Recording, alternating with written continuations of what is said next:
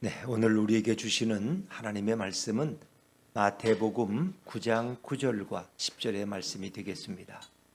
신약성경 13쪽입니다.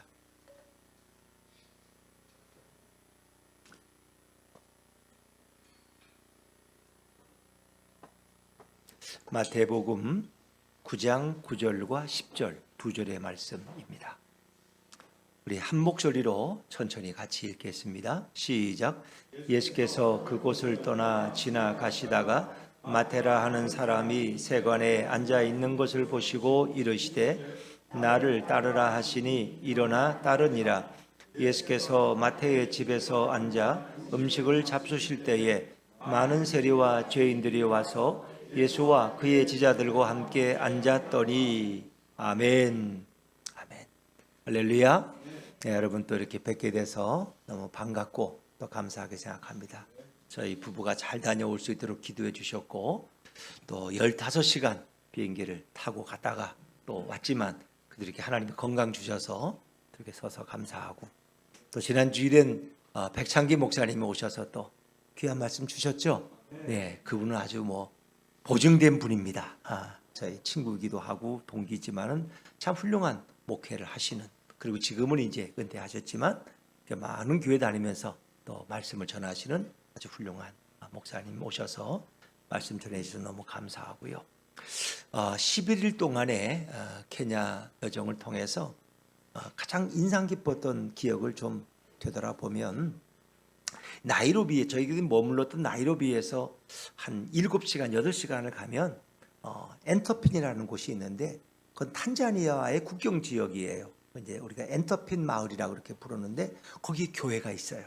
거기 교회가 있고 거긴 주로 이제 마사이족이 살고 있는, 그래서 도로에서도 한 3시간을 더 들어가야 돼. 길이 없는 곳에 길을 만들어 가서 가는 그런 곳인데 그곳에서의 기억이 참 새롭게 다가왔습니다.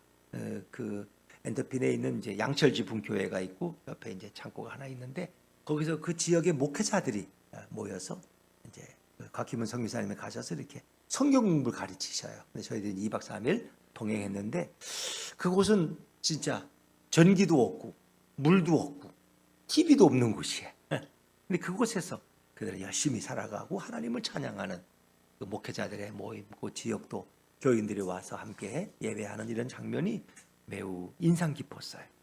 그리고 그 교회, 시골 교회지만 거기서 또 초등학교도 운영해요. 그래서 아이들이 거기 와서 주일 평일에는 공부하는데 우리 이제 목회자 세미나를 여니까 그 아이들은 나무 밑에서 또 이렇게 책상을 놓고 공부하는 그런 장면도 굉장히 인상적이었어요. 우리 그 엔터핀 마을 사진 좀 맨 처음에 있는 거 올려줄까요? 이게 제가 처음 가서 이렇게 이런 애가 자기 동생을 업고 이렇게 우리가 오니까 이제 그 교회 마당에 왔어요. 그래서 너무 참 보기 인상적이어서 제가 찍었는데 그 다음 사진 이거는 이제 우리가 오니까 아이들이 그냥 다 몰려와요. 그냥 그러니까 사람을 너무 좋아하는 거야. 사람들 못 보니까. 그래서 그 아이들하고 대화를 하는 건 아니지만 그냥 이렇게 너무 아이들이 순수해요. 그래서 그 교회 마당에서 이렇게 같이 지내는 사진. 그 다음 여기 이제 저희들이 머물렀던 막사예요.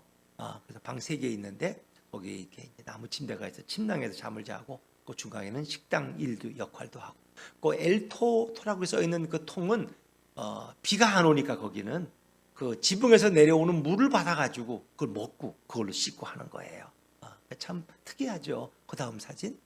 여기 예배당이에요. 예배당. 근데 십자가가 조금 휘어졌죠. 바람이 세서 예배당이고 이제 창고가 있고 창고 같은 막사가 있죠. 거기서 이제 예배드리고 그런 거예요. 자, 그 다음에 요거는 이제 목회자 세미나 하니까 아이들이 야외에서 주로 그렇게 많이 해요. 거기 나무 밑에서 칠판을 갖다 놓고 선생님이 아이들 가르치는, 이게 주로 케냐의 산간 지역의 학교의 모습이에요. 그 다음 여기 이제 세미나 장면, 예배실 안에서 곽희문 선교사님 서서 이제 그 지역 목회자들 말씀 전하는 그 다음 장면. 요거 이제 전통적인 방법으로 밥을 해 먹는 거예요. 가스레인지가 있는 게 아니니까 이렇게 불을 떼서 때마다 이렇게 해서 같이 나눠 먹는. 자, 그 다음 여기 이제 마사이족들이 사는 집입니다. 이게 보면 구멍이 있죠. 구멍이 한 3개 있어요. 그러니까 안에 들어가면 깜깜해요. 근데 그분들이 이제 불을 피우면 좀 환해지고 연기가 이제 빠져나가는데 저기서 이제 그분들은 생활하고 있고 왼쪽에 분들은 이제 그분들의 전통 의상 그리고 그 엔터빈 자체가 주술사 마을이 주술사 그러니까 무당이나 이런 분들이 많이 사는 곳이야. 거기 교회가 세워진 거예요. 그리고 그 주술사의 아들도 교회 나오고 며느리도 교회 나오고 이제 그런데 지금도 그분들은 주술사를 배우고 주술사를 연습하고 이제 그런. 그래서 처음에 교회가 들어갈 때는 주술사 아들과의 갈등이 많았다는 거예요. 주술사들이 와서 막 예배드리면 방해하고 소리 지르고 막 주문을 외우고 이제 그 일들이 지금도 거기는 진행되고 있는 거예요. 그다음 네, 요거는 이제 그 교회에서 조금 걸어가면 탄자니아와의 경계선이에요. 이쪽엔 탄자니아라고 저쪽은 이제 케냐라고 되어 있는데 거기서 사진 하나 그 찍은 모습입니다. 그다음 네, 요건 이제 아이들이 너무 저를 따라서 그래서 같이 사진 찍었는데 자 아이들이 너무 이뻐요. 근데 이제 물이 없으니까 잘 씻지는 않아. 그래서 뭐 머리도 뭐 이렇게 허연 비듬 같은 게 있는데 그래도 이 탄자니아 애들은 재미있는 게 케냐 애들은 이렇게 오면 어른에게 머리부터 들이대요.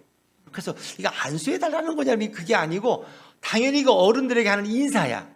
그럼 동네 어른들은 아이들 머리를 이렇게 만져주는 게 축복해 주는 거야. 그 인사 방법이야. 그래서 몸은 다 머리를 들이대. 그럼 다 이렇게 만져주는 게 그게 케냐의 인사 방법.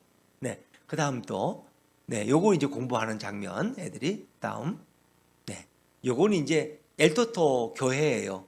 나이로비에 있는 엘토토 학교 안에 있는 강당 채플인데 이렇게 예배 주일을 예배 드리고 있는 장면이고 저도 이제 지난 주일 저는 그곳에서 예배하면서 설교했습니다. 거기서 설교하고 끝나고 이제 교회들하고 교제했는데 다음에 이제 아마 뭐 좀 사진을 더 보여드릴 수 있을 것 같아요. 넘어가시죠.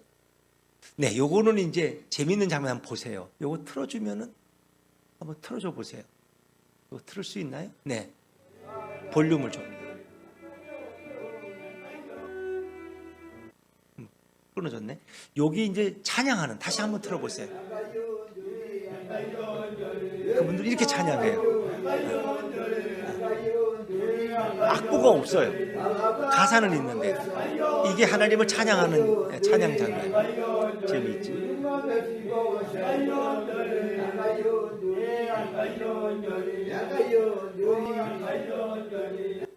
네, 참, 네 됐습니다. 네, 그 사진은 조금 이제 나중에 네 주시고. 그 다음에 이제 그 엘토토 학교를 방문해서 엘토토 교회에서 이제 교회 주인들하고 교제하고 지난주에 설교했던 그런 기억들이 참 새롭게 다가오고요. 그 다음 이제 고로고초라는 그 쓰레기 마을에 가서 거기서 이제 그 쓰레기 더미가 끝이 없어요. 거기서 일주일에 한 번씩 또 예배 드려요. 그 선교사님. 그래서 그 스태프들과 가족들이 가서 같이 예배 드리는 장면. 또 그 교회에서 청각장애인들도 함께 주일날 예배 드리고 또 다른 또 예배 드리는 차소가 있어서 그 청각장애인들 예배에 참석해서 함께 예배드린 것도 아주 기억에 남는데 정말 이제 앞으로 기회가 되는 대로 하나님이 케냐에서 어떻게 일하시고 어떻게 역사하셨는가를 앞으로 나눌 수 있는 기회가 됐으면 좋겠습니다. 서울에서 새칭 명문 사립대를 나온 한 부부가 있었어요. 이 부부는 학원을 경영하고 있었어요. 남편은 대학에서 영어를 전공했고 아내는 수학을 전공했어요. 근데 이 부부가 하는 학원이 아주 잘 되었어요. 어느 날 부부가 밖에 출타했다가 집에 돌아왔는데 그 집에 하나밖에 없는 딸, 초등학교 2학년 딸이 울고 있어요. 그래서 왜 우느냐 그랬더니 사진 한 장을 놓고 울고 있는 거야. 이 사진이 뭔데 이거 울고 있니? 근데 그 사진은 그 쓰레기 마을에서 쓰레기를 줍는 불쌍한 아이들의 사진이었어요. 그래서 그걸 보고 아이가 너무 불쌍하다고 울고 있는 거예요. 그래서 부모가 그 아이를 위로하면서 야 그러면 우리가 가서 그 아이들을 도와주자. 그러면 되지 않겠니? 그랬더니 아이가 울음을 그치는 거예요. 부모는 이야기가 나온 김에 그러면 우리가 아주 그곳에 가서 살면서 그 아이들을 도와주자. 이렇게 그 딸과 약속을 했어요. 근데 이 케냐의 나이로비 근처에 이 고로고초라는 쓰레기 마을에 가서 상주하는 것은 사실 쉬운 일은 아니에요. 그 아이들을 도와주는 것도 쉬운 일은 아니에요. 그래서 어떻게 하면 그곳에 가서 그 아이들을 도울 수 있을까? 이렇게 이제 물어봤더니 국제 구호 단체인 케냐의 나이로비의 지부장을 얻게 되면 거기 가서 일할 수 있다는 거예요. 그래서 이제 마침 그 나이로비의 그 네이버라고 하는 단체에 그 지부장을 구한다는 광고를 듣고 가서 이제 응시를 했는데 떨어졌어요. 그 이제 자격 조건이 안 되는 거예요. 왜냐하면 거기 가려면 저 세례 받은 사람이래야 돼. 세례를 안 받아. 교회를 다녀보지 않았으니까. 아니면 전도사나 목사나 신학대학을 나온 이런 뭔가 사회적인 데 관심이 있어. 아니면 사회사업을 했다든가. 근데 자격이 미달이에요. 그래서 보기 좋게 떨어졌어요. 사실 그런 그 교회에 대해서는 한 번도 생각해 본 적이 없는 그런 사람들이었어요. 오히려 불교 쪽에 가까워. 그리고 위선적인 교인들을 경멸하던 그런 부부였어요. 근데 그 아이와의 약속을 했기 때문에 또 여기저기 알아봤더니 나이로비에 가서 머무는 방법은 선교사가 되는 방법이에요. 근데 세례도 안 받은 사람이 어떻게 선교사가 돼요? 그래서 그때부터 선교사가 되기 위해서 교회를 출석했어요. 처음으로. 그리고 이제 그런 사정을 이야기하고, 그리고 세례 문답을 하기 위해서 열심히 성경을 읽었어요. 말씀을 듣고. 그렇게 신앙생활이 시작됐다는 거예요. 그렇게 하고 세례도 받고, 그 교회에서 그분들의 마음을 아니까 평신도 선교사로 파송을 해줬어요. 그래서 이제 그 케냐 나이로비의 그 쓰레기 마을에 가서 생활하게 됐던 거죠. 자, 그분들이 처음 가서 한 일은 요만한 쓰러져가는 교실 하나를 빌려가지고, 쓰레기 때문에 바로 앞에 있는 교실을 빌려서 거기서 엄마들이 쓰레기를 줍는데 아이들이 거기 와서 그냥 엄마 옆에 뒤둥글고 있는 거야. 그래서 그 아이들을 데려다가 교실에서 공부를 가르쳐. 걔들 학교를 안 가니까 엄마 따라 쓰레기 더미에 다 온 애들이. 그리고 점심을 먹이고, 그리고 성경을 가르치고 예배를 드리기 시작했어요. 처음엔 인원이 적었지만 점점 소문이 나서 잘 가르쳐주고 밥도 주고 그러니까 아이들이 많이 몰려들었어요. 이제 한 학년이 마치면 또 2학년, 또 3학년 이렇게 학년이 올라가기 시작하니까 이게 너무 좁은 공간이 됐어요. 그 부모들이 우리 아이들을 좀 더 넓은 곳에서 가르쳐 줄 수 없느냐. 그래서 부모들이 수소문하더니 조금 넓은 곳으로 옮겼어요. 그 쓰레기 마을 옆에. 그들이 또 옆에 거로, 그건 단도라는 쓰레기 마을 옆인데 아주 거기도 슬른 거야. 근데 마침 공터가 있고 빈 건물이 있어서 거기를 빌려서 학교를 했는데 그 학교가 바로 엘토토 학교예요. 지금은 한 200명의 학생들이 공부하고 있어요. 1학년부터 8학년까지 학자가 8년이에요. 그래서 중학교 2학년까지 거기서 공부를 해요. 자, 그런데 거기서 아이들은 열심히 공부하고 또 성경 공부도 하고 또 예배도 드려요. 근데 점심을 먹고 나면 매일마다 1시간씩 예배를 드려 아이들이. 근데 참 그 예배 장면이 얼마나 감동적인지 몰라요. 그래서 아이들이 꼭 1시간씩 예배 드리고, 그리고 하나님 말씀을 배우는데 이 아이들이 공부를 너무나 잘해. 거기는 위험한 지역이기 때문에 학교가 제일 안전한 곳이에요. 학교가. 근데 학교에 와서 마음껏 뛰놀고 말씀을 배우고 성경을 가르치고 또 거기서 선생님을 통해서 이런 배움의 길을 가는 거죠. 근데 참 놀라운 것은 그 아이들이 고등학교에 진학을 하는데, 고등학교 들어가면 엘토도 출신들이 공부를 제일 잘해. 안에서 1, 2등을 했더라. 그리고 그 아이들의 그 엘토토 학교는 정식으로 문교부에서 인정받은 학교예요. 근데 그 학교가 나이로비 전체에서 평균 성적이 제일 높아. 그게 기적이야. 가장 가난한 쓰레기 마을에 있는 아이들이 있는 그 엘토토 학교가 나이로비 그 우리로 말하면 그 강남 같은 그런 학교와 비교해도 성적이 절대 떨어지지가 않는다는 거. 그 비결이 뭐냐? 하나님의 말씀을 배우기 때문입니다. 하나님의 말씀을. 정말 참 놀라운 일을 이루는 거죠. 우리 그 다음 사진 한번 좀 천천히 보여줘 볼까요? 네, 여기 이제 쓰레기 더미. 그 아이들 둘이 있죠 중간에. 그 아이들 그 쓰레기 더미 같이 줍는 거야. 이제 그런 아이들을 데려다가 학교를 이제 입학시키고 또 먹여주고 성경을 가르치고 그렇게. 저희도 거기 가서 이제 예배를 드리기 위해서 갔던 쓰레기 마을 이제 모습입니다. 맨 이쪽에 있던 분이 사실 엘토토 학교 그 조리사인데 식당에서 일하는 분인데 그분이 가서 그 집사님인데 그분이 가서 설교해. 거기서 또 이분들은 다 엘토토 교회는 뭐 다 교인들이 설교자야. 그냥 어디든지 가면 설교해. 참 놀랍죠. 그 다음 사진. 네, 이게 끝없는 쓰레기 마을. 이게 지금도 그대로 생존하고 있고 많은 사람이 여기서 생계를 유지하고 있어요. 그래서 플라스틱 모으는 거, 병조각 이거 모아가지고 파는 거. 그래서 생활하고 있는 분들이 너무나 많고. 자, 그 다음. 네, 여기도 아이가 하나 있죠. 뒤에는 스텝 모습입니다. 그 다음. 네, 여기 이제 엘토토 학교. 그 마당이 뭐 아주 큰 마당은 아니지만 그래도 작은 다만 교실들은 뭐 큰 교실은 아니에요. 아이들이 한 20명씩 들어가면 꽉 차는 그리고 불도 안 켜. 교실에도 그냥 어두운 가운데 공부해. 그런 학교들이 있고, 우측에 그 꽃이 있는 곳이 교회, 그 밑에 예배당 촛불이 있습니다. 그 다음 장면, 네, 여기 이제 아이들 교실. 그 다음, 네, 이것도 교실 모습. 그 다음, 네, 이것도 이제 전경에서 찍은 거고, 다음, 네, 여기 이제 그 아이들 예배 장면인데 한번 좀 틀어주시겠어요?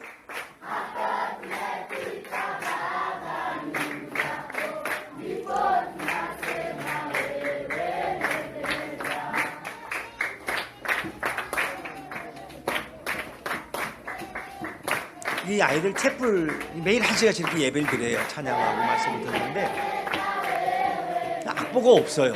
그 노래 가사만 있는데 이렇게 애들이 찬양을 해요. 그리고 앞에서 인도하는 애들은 교사가 아니고 아이들이에요. 아이들이 찬양을 인도하고 따라하고 저렇게 박수를 치면서 참 감동적인 장면이에요. 그 다음에 요거 그 다음은 없죠? 끝이죠? 네, 됐습니다. 정말 오늘의 이런 엘토토 학교와 교회를 이룬 그 모습, 그리고 그 아이들의 부모들이 교회에 와서 성도가 되고 교회 예배 인도자가 되고 찬양 인도자가 됐어요. 그래서 그 선교사님 댁에 같이 있는 그 여자 청년이 있는데 쓰나라고 하는 청년인데 그 쓰레기 마을 출신이에요.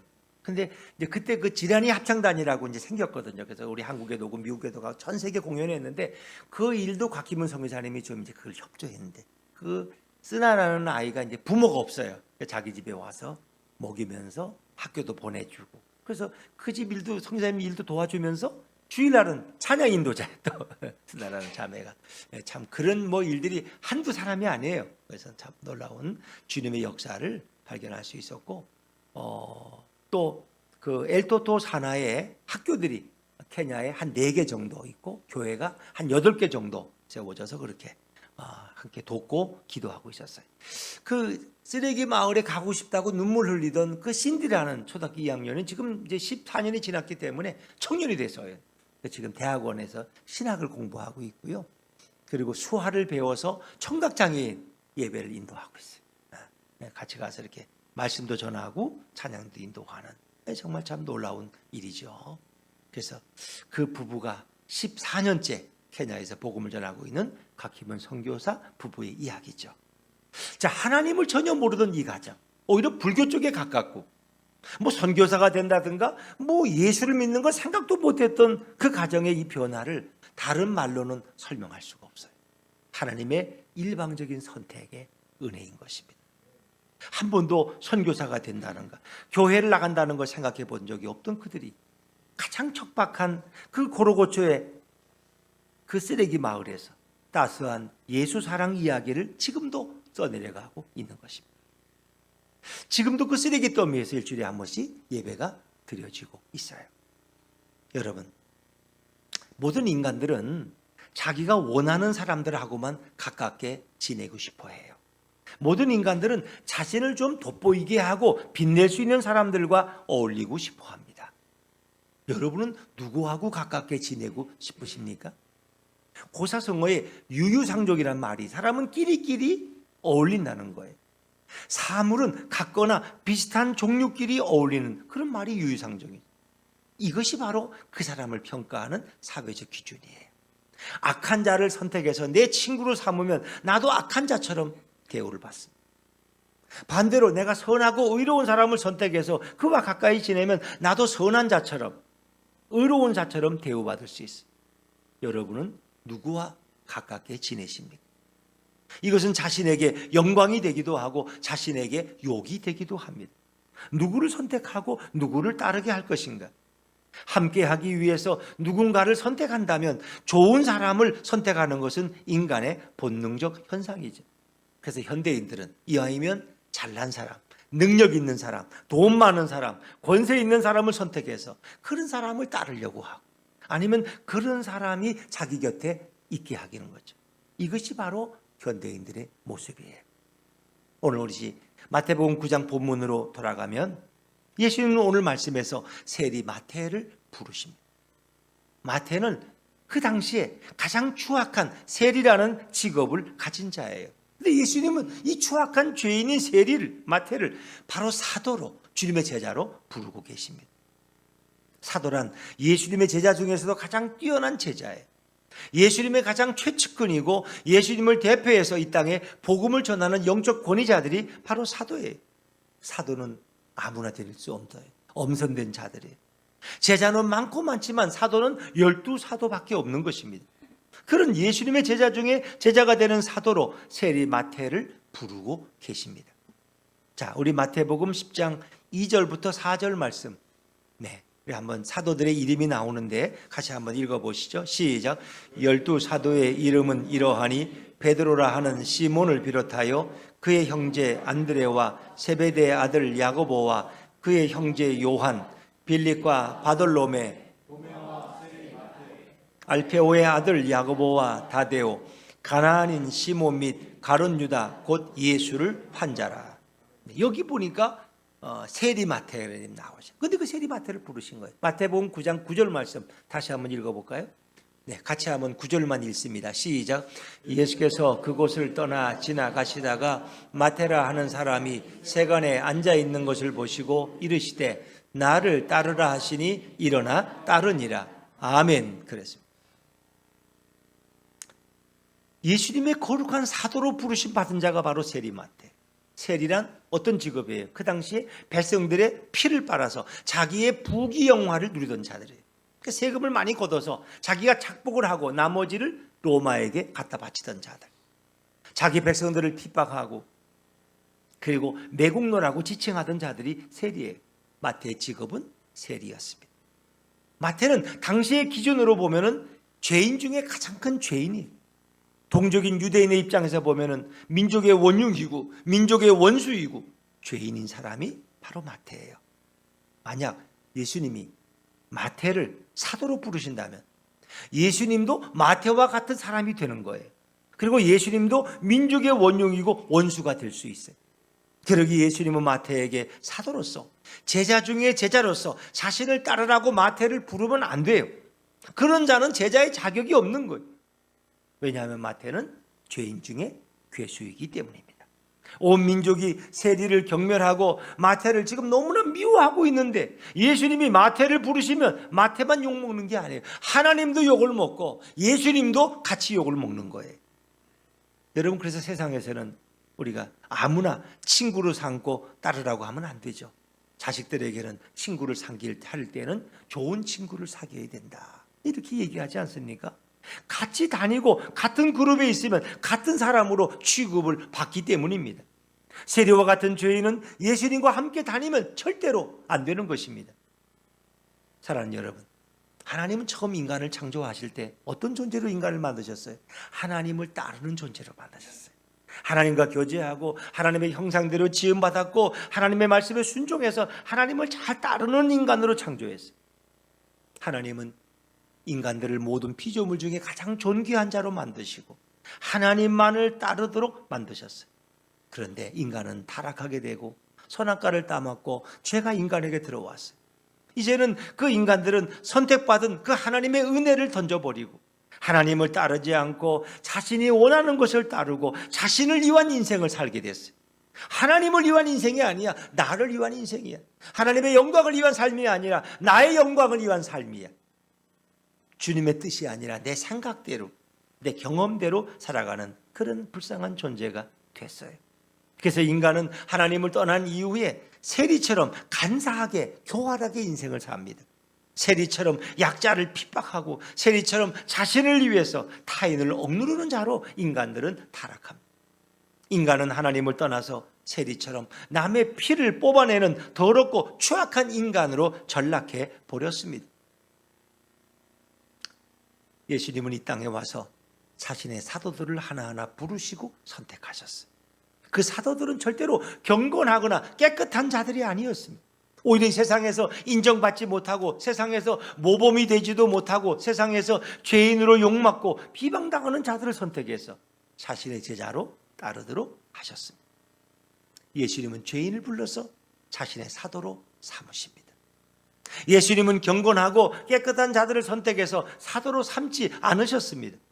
예수님의 사역은 선한 자들을 따르라고 하지 않으셨고 죄인들을 따르라고 말씀하셨어요.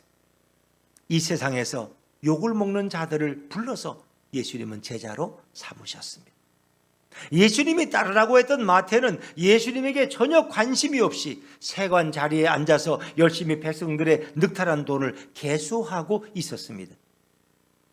그런 예수님을 따르다가 사도가 되고 제자가 된 자가 아니에요. 그런 예수님께는 관심이 없었어요. 예수님을 외면한 자예요. 예수님에게는 관심을 두지 않는 자가 바로 마태예요. 마태는 예수님을 찾아가지도 않았어요.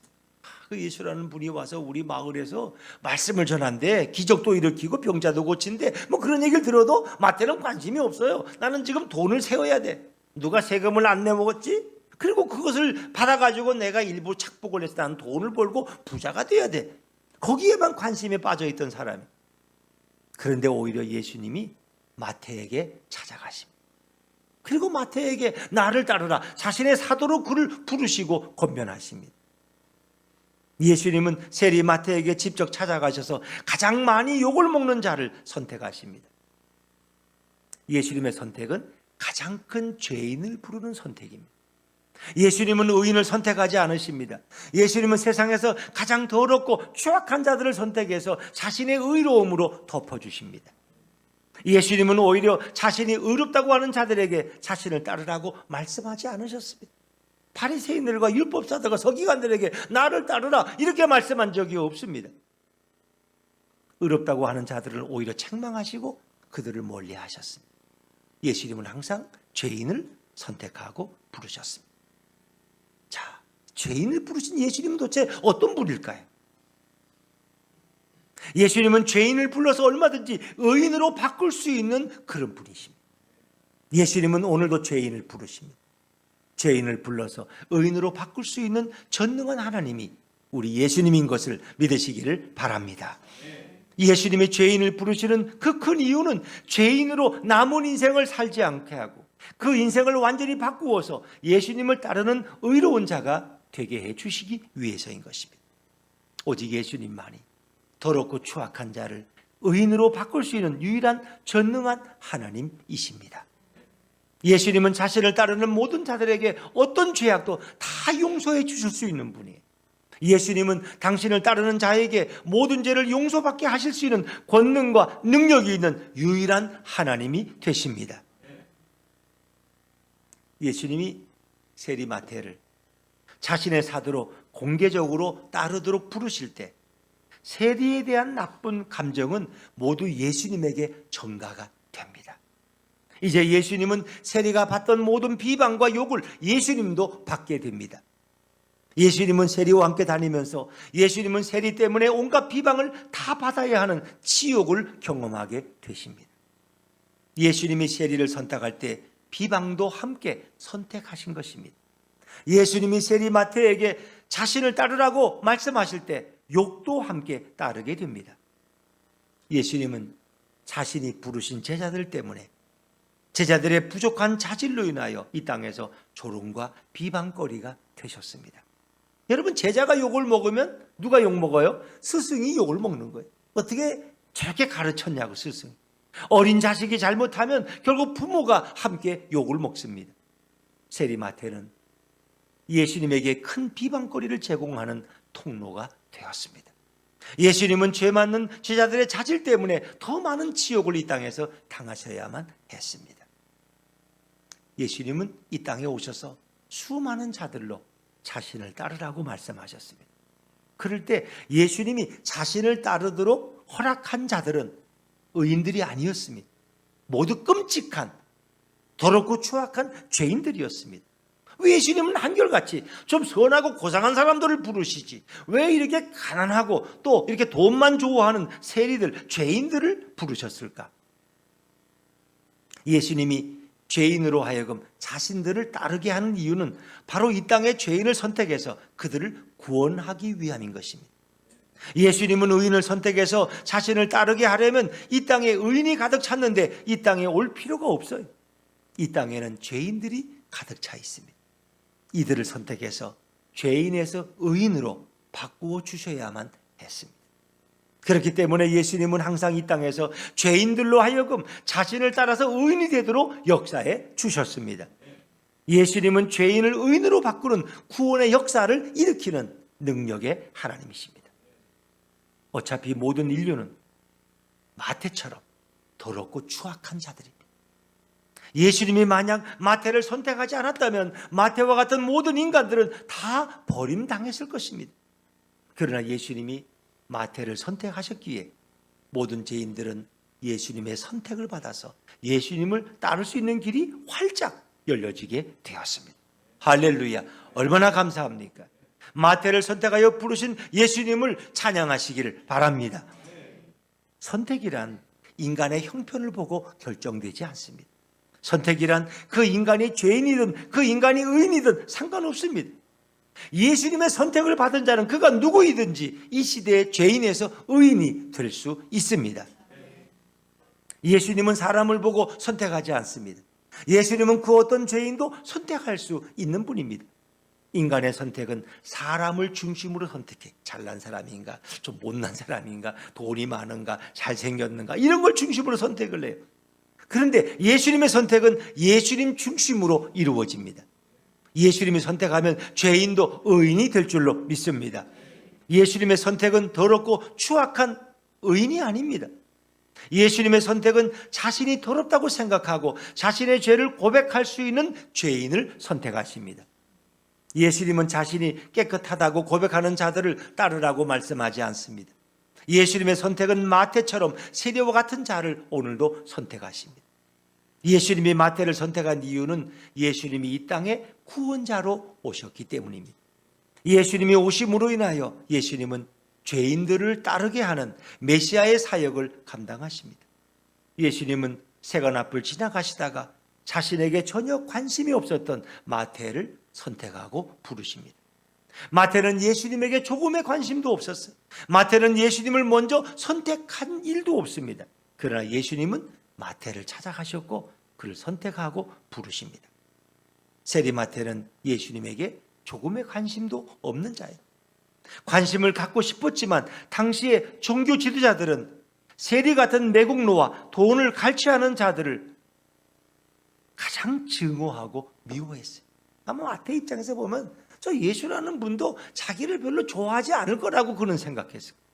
그런데 그 예수님께서 어느 날 세관에 있는 자신을 찾아오시고 자신을 맞아주시고 자기를 이렇게 제자로 삼아주지 않을 것을 자신은 확신했지만, 그러나 예수님은 세상에서 가장 더럽고 추악한 마태를 찾아오셨습니다.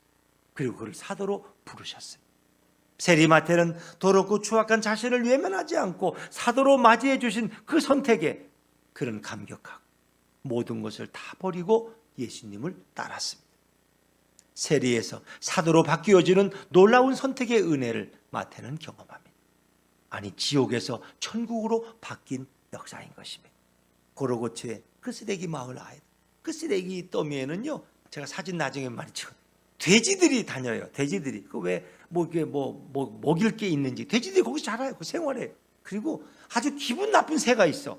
그건 매도 아닌데 아주 기가 삐죽한 새들이 있는데 그렇게 동물의 사체, 또 아이들 어린 아이의 그 사체를 갖다 쓰레기 말 버리잖아요. 그걸 뜯어 먹고 사는 새들이 수백 마리가 거기 날아다녀.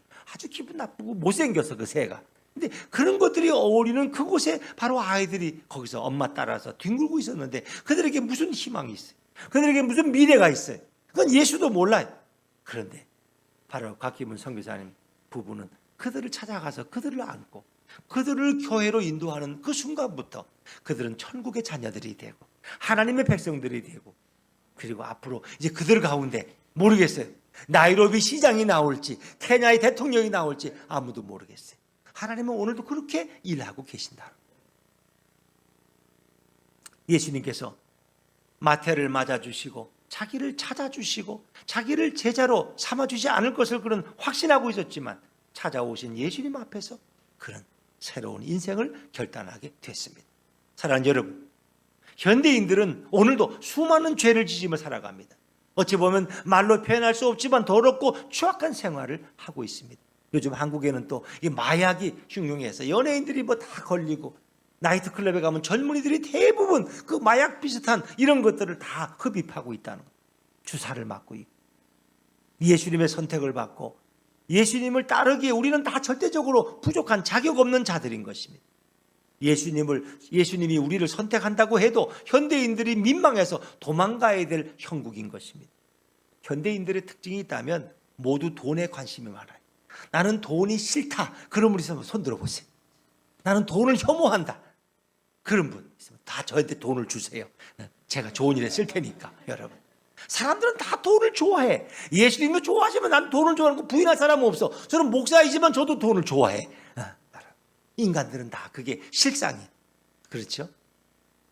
현대인들은 모두 돈에 관심이 많은 세리와 같은 자들이. 그런데 예수님은 세리 많대를 선택하셨고 오늘날 세리와 같은 현대인들도 거리낌 없이 선택하고 부르십니다. 예수님의 부르심에 모든 인류는 누구든지 자신의 더럽고 추악한 죄악 중에서도 예수님을 따를 수 있게 되었습니다. 만약 예수님이 세리 마태를 선택하지 않으셨다면 오늘 돈만 밝히는 모든 인간들을 선택하지 않으시고 다 버리셨을 것입니다. 그러나 예수님은 돈만 밝히는 세리 마태를 선택하셨듯이 저와 여러분을 선택하고 부르신 줄로 믿습니다. 이제 그런 예수님의 선택을 우리가 외면하지 않으면 우리도 이 시대의 사도와 같은 삶을 살아갈 수 있습니다. 이 시대의 예수님의 중요한 제자로 우리도 쓰임받을 수 있습니다. 예수님이 선택해서 따르라고 하신다면 여러분 뒤돌아보지 말고 일어나서 주님을 따르는 자가 되어야 할 것입니다. 이제 세리에서 사도로 변화될 수 있습니다. 성도들은 이 땅 위에 살면서도 우리 날마다 죄를 이렇게 예배드리지만 또 예배당 문을 나가는 순간부터 우리는 마음에 또 악한 생각을 품고 또 입으로 죄를 짓고 더럽고 추악한 삶을 사는 것이 우리 인간의 모습이. 성도라고 해서 전혀 죄도 짓지 않고 의인으로만 살 수는 없습니다. 만약 예수님이 의인을 선택하고 악인만 따르라고 했다면 어떤 성도들도 예수님의 선택을 받을 수 없어요. 그러나 이 땅에서 예수님이 가장 더럽고 추악한 세리 마태와 같은 자를 선택했다면 어떤 성도들도 예수님이 선택하고 따르라고 한다면 다 예수님의 선택을 받을 수 있습니다. 여러분, 예수님께 세리 마태가 선택을 받아서 사도가 된 것은 은혜라는 그레이스라는 말이 아니면 설명이 되어지지 않습니다. 우리가 잘나서 무슨 부름받을 조건이 있고 선택받을 어려움이 있어서 우리가 선택받은 게 아니에요. 이건 하나님의 일방적인 사랑이에요. 우리는 마태를 찾아오신 예수님의 일방적인 사랑이에요. 이게 은혜예요. 가장 더럽고 손가락질 받던 자가 가장 의롭고 경건한 사도가 되었습니다. 오늘 나를 선택해서 따르게 하심도 은혜 아니면 설명될 수가 없습니다. 박종훈 씨의 박종훈 장로님이죠. 찬양 가수 박종훈 씨의 찬양 가사처럼 나를 지으신 분도 하나님, 나를 부르신 분도 하나님, 나를 보내신 분도 하나님이시고 죄인된 나를 부르셔서 대신 그 죄값을 치르시고 내가 받아야 될 멸시와 천대를 그 양 어깨에 짊어지고 십자가에서 고난당하신 분이 바로 예수님. 그 예수님의 은혜는 한량없는 은혜요, 갚을 길 없는 은혜인 것입니다. 우리 다윗이 구약에서는 가장 은혜 받은 자 중에 한 사람입니다. 그는 원래 목동이었어요. 천한 목동이었는데 하나님이 그를 선택하시고 부르셨어. 그래서 그는 이스라엘의 왕이 되는 거예요. 자, 사무엘하 5장 12절 말씀 한번 같이 읽어볼까요? 시작. 다윗이 여호와께서 자기를 세우사 이스라엘 왕으로 삼으신 것과 그 나라를 높이신 것을 알았더라. 다윗은 그 은혜를 알았던 거예요. 자기를 세우신, 선택하신 그 은혜를 알았어요. 자기를 세우사 선택하신 거예요. 목동 다윗을 하나님이 찾아오셨어요. 선지자를 보내, 사무엘을 보내서 또 이스라엘 왕으로 삼으신 것, 그 부르신 거예요.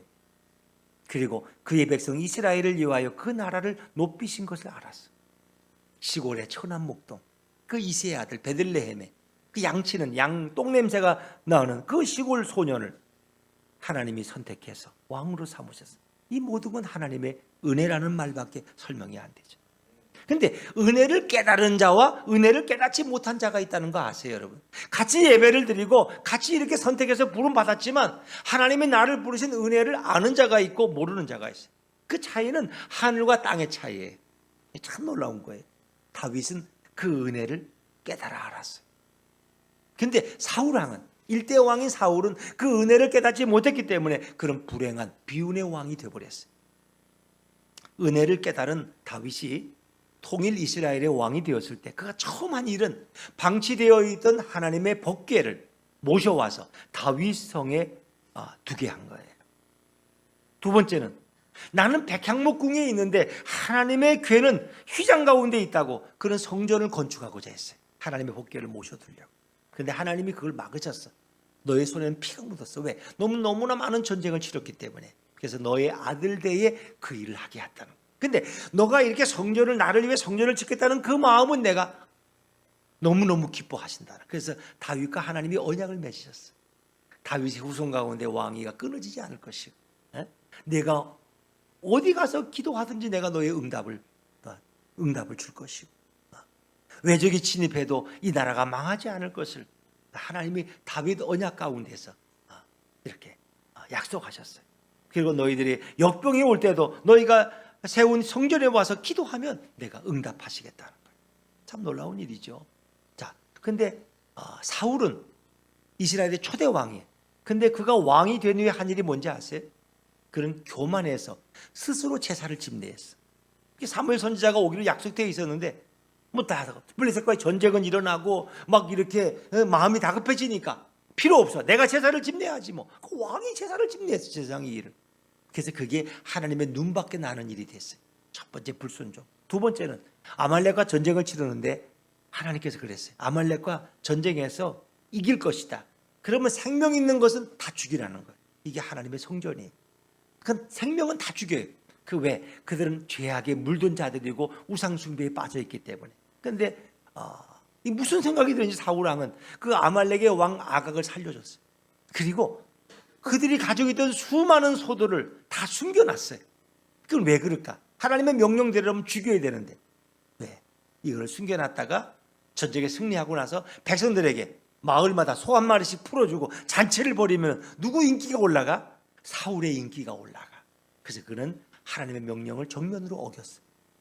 그래서 또 버림받는 이유가 되고, 세 번째는 자기를 위해서, 사울왕 자신을 위해서 기념비를 세웠어요.